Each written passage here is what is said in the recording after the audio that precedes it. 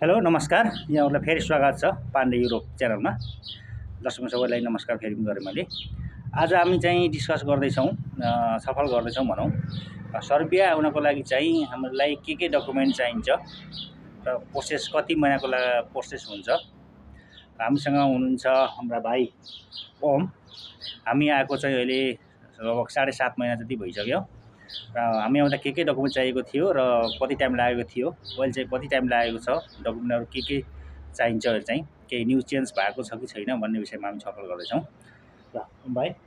ल भाइ, धन्यवाद हजुरलाई मलाई आफ्नो विचार राख्न बोलाइदिनु भएकोमा र अब समय परिस्थिति मिलाएर मेरो समयमा मलाई बोलाइदिनु भएकोमा धन्यवाद व्यक्त गर्न चाहन्छु। अनि भाइलाई मैले सोध्न चाहेँ चाहिँ भाइलाई चाहिँ पहिलोचोटि चाहिँ डकुमेन्ट चाहिँ के लागेको थियो अप्लाई गर्दाखेरि चाहिँ यसो दर्शकहरूलाई बताइदिनुहोस्। अब सर्बिया आउनको लागि पहिलो डकुमेन्ट भनेको त सबैलाई थाहा भएकै कुरो हो, तपाईँ हामीलाई थाहा भएकै कुरो हो। हाम्रो राजधानी पासपोर्ट चाहिन्छ सुरुमा चाहिँ, भ्यालिड डेट तपाईँको। अब धेरै भयो त राम्रै हो, तपाईँको न्यूनतम भए पनि तपाईँको 1.5देखि 2 वर्ष भयो भने चाहिँ हजुरहरूलाई चाहिँ राम्रो हुन्छ है। अनि त्यसपछि तपाईँहरूलाई अब पुलिस रिपोर्ट पिबिसी स्ट्याम्पिङ चाहिँदैन यसमा। तपाईँहरूलाई पुलिस रिपोर्ट चाहिँ नेपालको पुलिस रिपोर्ट चाहिँ चाहिन्छ। अनि त्यसपछि तपाईँहरूलाई मेन पावरमा दिनुभयो भने अब त्यसपछि अगाडि प्रोसेस चालिन्छ। अनि तपाईँले चाहिँ मेडिकल गर्नुभयो कि भएन? अब यस्तो छ, यो मेडिकल गर्ने नगर्ने चाहिँ यो तपाईँको कस्तो हुन्छ भनेपछि मेन पावर हेरेर हुन्छ है। कसै मेन पावरले चाहिँ अब मेन पावरले पनि मान्छे हेरेर गराउँछ तपाईँको होइन। कसै मेन पावरले तपाईँहरूलाई मेडिकल गराउँछ होइन, अब कसैले चाहिँ गराउँदैन। अनि त्यसमा पनि कस्तो हुन्छ भनेपछि तपाईँको यहाँ आएर तपाईँलाई मेडिकल यहाँ सर्बिया आउनको लागि खासै इम्पोर्टेन्ट चाहिँ दिँदैन। किनभनेपछि हामी आउँदा पनि तपाईँको के त्यस्तो मेडिकल कार्डहरू रिपोर्टहरू के छ कस्तो छ भनेर सोधेको पनि थिएन हाम्रो कम्पनीले होइन। त्यो भएर चाहिँ त्यति खासै चाहिँ छैन। तर मेन पावरले चाहिँ आफ्नो प्रोसेसको लागि चाहिँ गराउँछन्, तर नगर्दा पनि त्यस्तो केही फरक पर्दैन। ओके।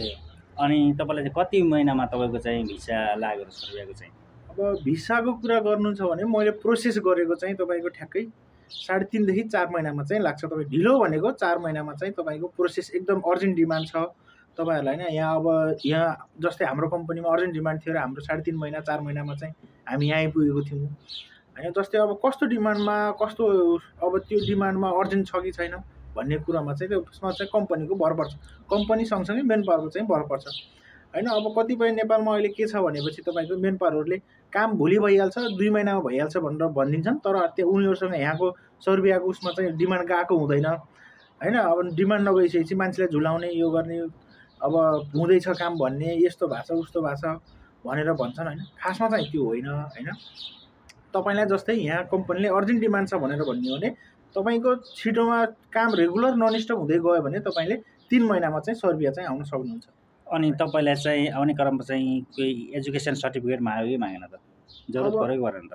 अब त्यो बारेमा म के भन्न चाहन्छु भनेपछि अरू देश जस्तो छैन यो सर्बिया। अरू युरोपियन कन्ट्रीमा आउनु, सेन्जेन कन्ट्रीमा जानु भन्दा यसमा चाहिँ केही फरक छ। अलिकति डिफ्रेन्स के छ भनेपछि तपाईँले यहाँ चाहिँ खासै केही त्यस्तो अब डकुमेन्टहरू त्यो एजुकेसन डकुमेन्ट सर्टिफिकेटहरू चाहिँ त्यति चाहिँदैन तपाईँलाई।